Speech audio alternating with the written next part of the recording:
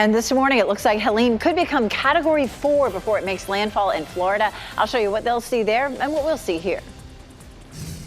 Hurricane Helene is expected to bring dangerous amounts of rain and strong winds to the western part of our state. We could see flooding and power outages here in the Triangle as well. How crews are preparing today ahead of the storm. And severe weather is already causing problems in the mountains. We're going to show you video of a tornado spotted in Blowing Rock. And workers with Durham Public Schools are rallying again as issues with pay persist. What they plan to present to the school board ahead of tonight's meeting. We're tracking a number of big stories for you on this Thursday morning. Thank you so much for joining us on this WRAL Weather Alert Day. I'm Renee Chu. I'm Chris Lovingood in for Jeff Hogan. Yeah, definitely something you want to pay attention to. Buckle up for at least the next couple days here as meteorologist Elizabeth Gardner is tracking what is happening in our area, but also you're tracking Helene. Yeah, we're going to start off talking about what's happening with the storm. It's 385 miles southwest of Tampa, getting ready to move into these really warm waters of the Gulf of Mexico where it's likely to rapidly intensify. It's moving north at 12, winds at 85 miles per hour. It is likely to, again, as I said, rapidly intensify from Cat 2 later this morning all the way to Cat 4 by this evening. And that's when it's likely to make landfall. 130 mile per hour wind. So it's going to be a really big deal for Florida. Of course, we're going to see a lot of wind damage, storm surge, at least 15 to maybe 20 feet, and a lot of heavy rain as well. So really tough situation there. The path really hasn't changed too much since yesterday, kind of coming up the west side of Georgia and then here into Tennessee. But the mountains of North Carolina are going to get hit really hard. There's been a front sitting there that's brought rain, and as you saw, that tornado there in our northern mountains, and that's likely to continue. And then the rain on top of Helene could bring more than 10 inches of rain to the mountains of North Carolina. So that's where we're going to see the worst of it. Now, today we do have a level 1 risk from the Triangle area southward and down into South Carolina. It's a level 2. So that's going to be for late this evening, late tonight, as we could see some isolated tornadoes. This is not going to be a big, heavy rain event for us. We're not going to see widespread flooding in our area. We might have some minor flooding, but we're really looking at around an inch, maybe an inch and a half of rain with the system. But again, back to the mountains, it's going to be much, much worse. We take a look at Futurecast and you can see we're pretty dry up until around lunchtime. And then after that, the showers start to move in, and that's going to bring us some rain on and off. And of course, overnight, that potential for tornadoes. Best chance of tornadoes is going to be tomorrow morning. Watch how the rain gets really heavy there for a little while in the morning between around 7 and say 1 o'clock. And that's when it's going to be heaviest. In the afternoon on Friday, we may see a little bit of sunshine. We'll have some lingering pop-up showers and thunderstorms, but the worst of it should be over by early afternoon tomorrow. We'll see our strongest wind gusts in our area around 35 to 45 miles per hour. Of course, the farther west you go, the stronger it will be. So 1 to 3 inches of rain here, isolated tornadoes, 20 to 30 mile per hour wind gusts. Some of that maybe a little bit higher tonight through Friday around lunchtime. And of course, it will be for the entire viewing area. Coming up, we're going to take a closer look at what we could see in the mountains.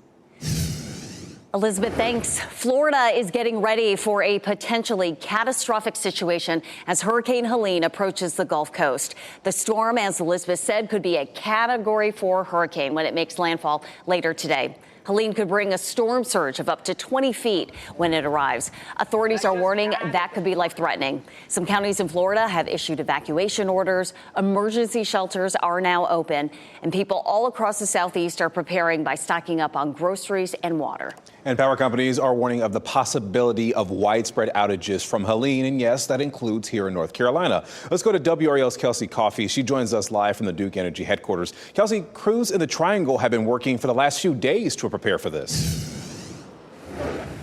Chris, they sure have, and Duke Energy's message to customers here in the Triangle this morning is to prepare now. They are anticipating that you could lose your electricity at your house. So we'll show you some video now of Duke Energy crews prepping in the Charlotte area. Jeff Brooks with Duke Energy says they're prepared to use what's called self-healing technology to help restore power faster. It automatically detects outages and reroutes power to other lines.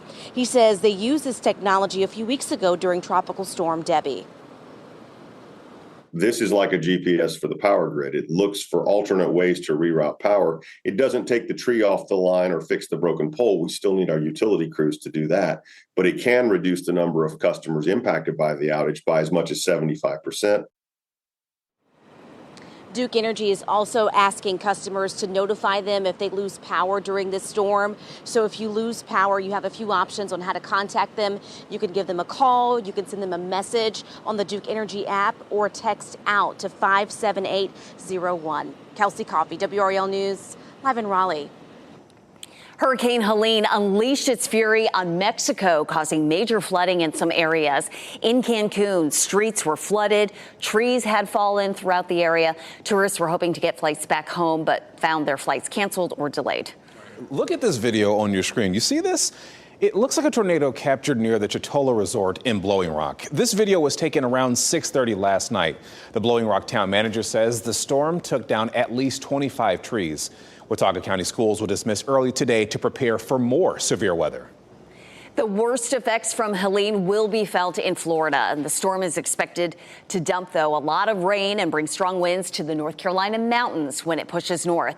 Buncombe County schools in Asheville are closed today and tomorrow, and UNC Asheville has moved to remote learning for the rest of the week. Helene's approach is feeling reminiscent of Tropical Storm Fred from 3 years ago when the remnants devastated western North Carolina. That storm caused deadly floods and mudslides in communities, including Canton in Haywood County.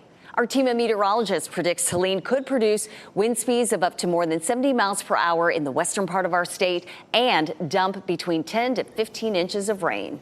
This morning at 11 o'clock, Governor Roy Cooper and emergency management leaders will give an update on the preparations for Helene. You can watch that live on Fox 50 and WRAL News Plus.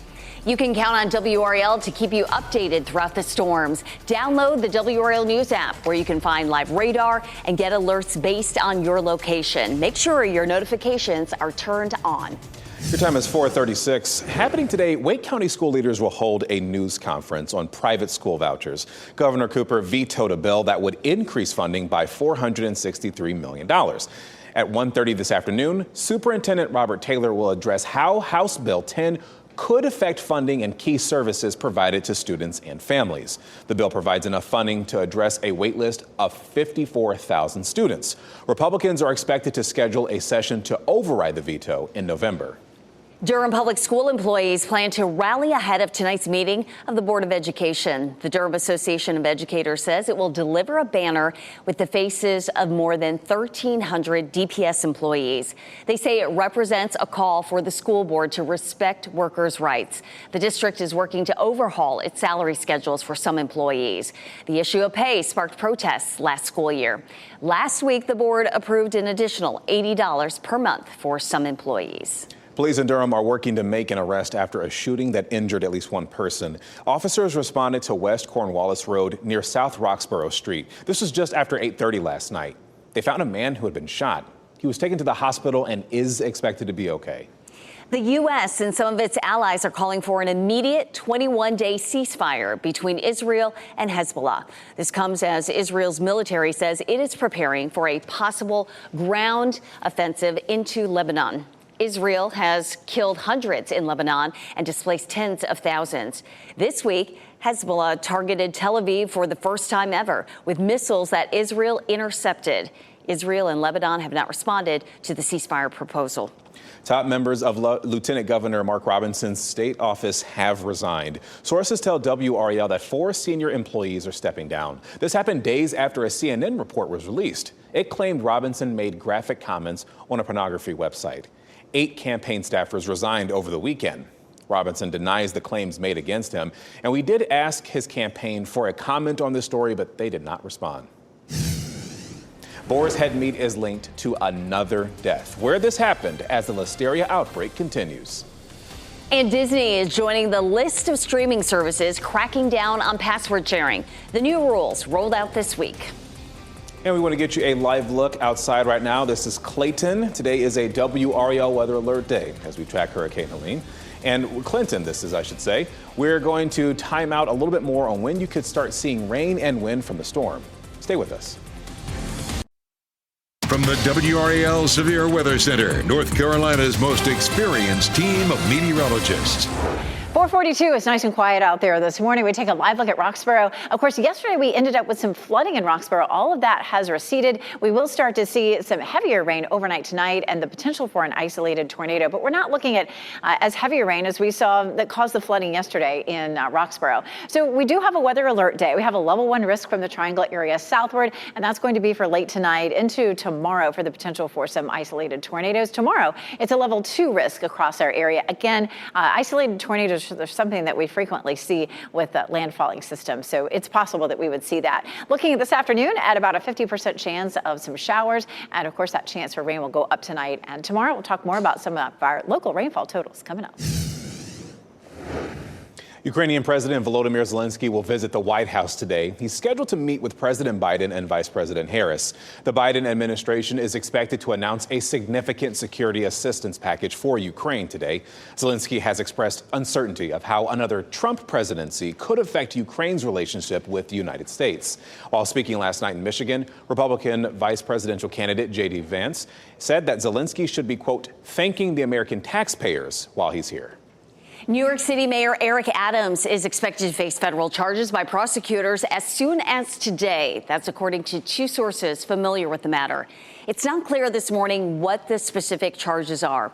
Last night, Adams released a video response implying that he wasn't informed of the indictment. I will fight these injustices with every ounce of my strength and my spirit. If I'm charged, I know I am innocent. I will request an immediate trials so the New Yorkers can hear the truth. The Adams administration is already dealing with a series of high-level resignations amid at least 4 federal investigations. Adams has repeatedly denied any wrongdoing and says he will not resign. Louisiana Republican Congressman Clay Higgins is being criticized because he attacked Haitians in a now deleted post on X. Higgins was responding to an article about a nonprofit Haitian organization in Springfield, Ohio. The group filed criminal charges against presidential candidate Donald Trump and his running mate, Senator J.D. Vance. Higgins said Haiti was, quote, the nastiest country in the world, and that migrants from Haiti should leave the United States. Recently, Trump and Vance claimed Haitian immigrants were eating people's pets in Springfield, and that is a claim leaders there have denied. It is less than 6 weeks until Election Day, and emotions are running high. Some people in Raleigh say their candidate signs are being stolen from their front yards. The Wake County Sheriff's Office says this is a problem every year, and it often goes unreported. State law says it's a misdemeanor to steal, deface, or vandalize a political sign. That didn't stop someone from stealing Julie Gorka's sign right out of her Raleigh front yard. Something about it being like something that I was choosing and that said something about me and my beliefs, that it felt more personal. Gorka says signs were stolen from her neighbors' yards as well. Authorities say if someone steals a political sign from your yard, you should call their non-emergency line to report it.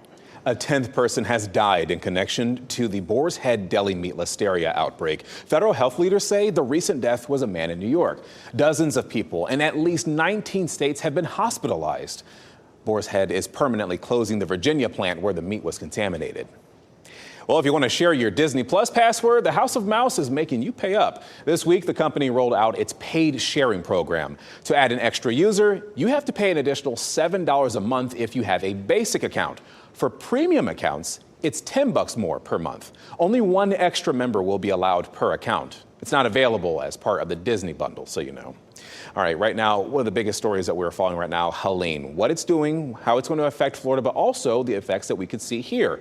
Meteorologist Elizabeth Gardner has been tracking that all evening, and we can see right here in the morning where it is right now. You know, every storm is different, and so it's always interesting to see how each one will be different from another. Here's what's happening right now. We have a front that's here in East Tennessee, and it's basically stationary. Along that front, we started to see rain in the mountains yesterday, way ahead of Helene itself. This is the reason that the mountains are are going to get hit so hard by this. They already started to see the rain yesterday. They're going to continue to see it all day today and into the day tomorrow. And of course, with this front close by, we already saw at least one tornado in the mountains. So the storm itself is about 300 miles southwest of Tampa. It's going to be moving at about 10 to 12 miles per hour and likely to make landfall here in the Big Bend area this evening as a Category 4. It's going to undergo that rapid intensification that we sometimes see. And the reason for that is all of these warm ocean temperatures. That's the fuel for tropical systems, and there's plenty of it out there. So this is going to intensify very, very rapidly. We take a look at the forecast path. Again, we'll pause it here at 8 p.m.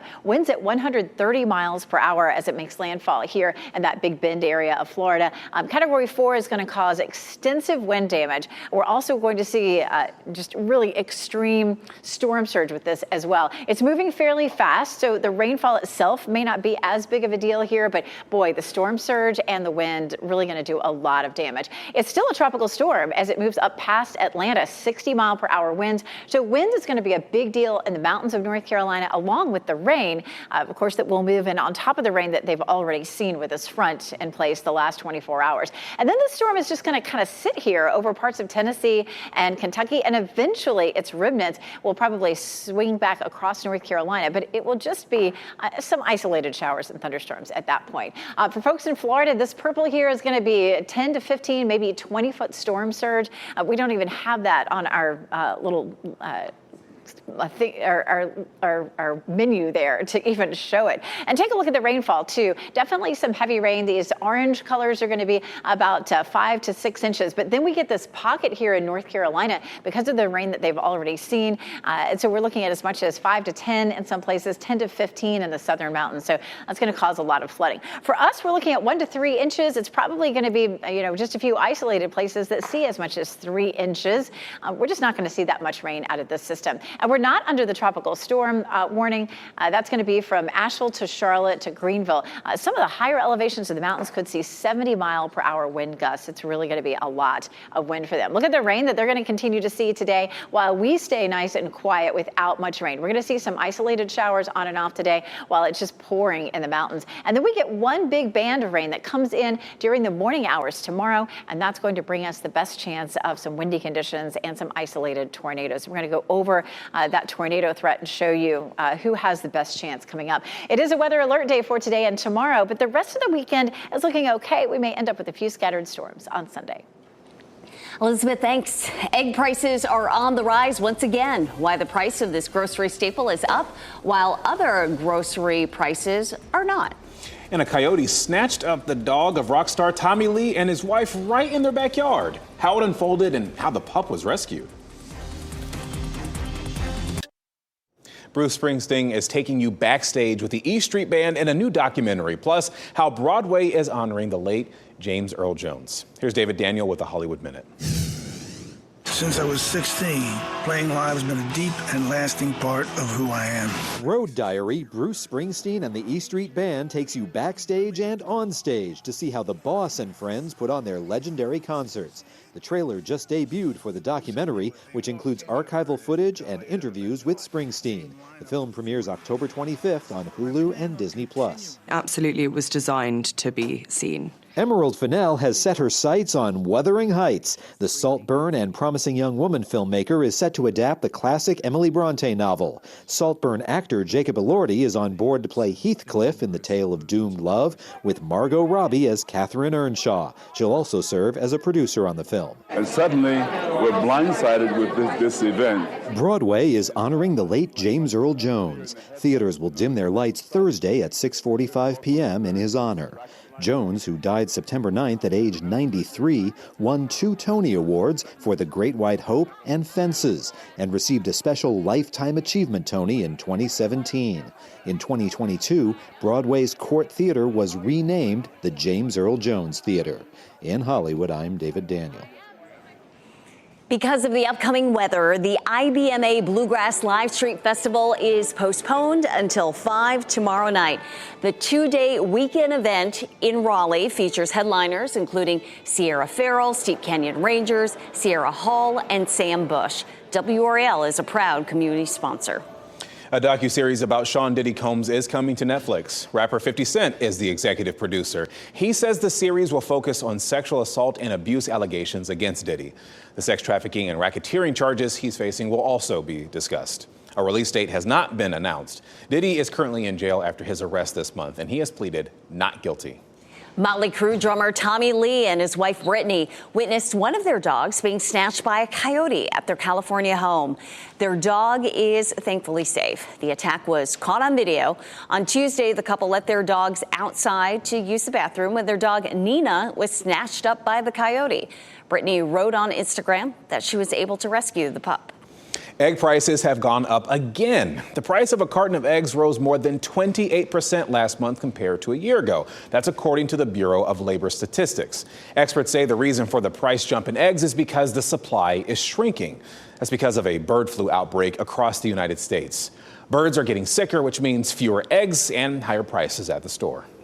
Your time is 4:56 this morning. Hurricane Helene will make its way toward North Carolina over the next 48 hours. Thing is, though, severe weather is already hitting the western part of our state. The tornado that was spotted there. And a big economic announcement for Wake County. What we know about the plan to upgrade the Siemens Energy facility in Wendell.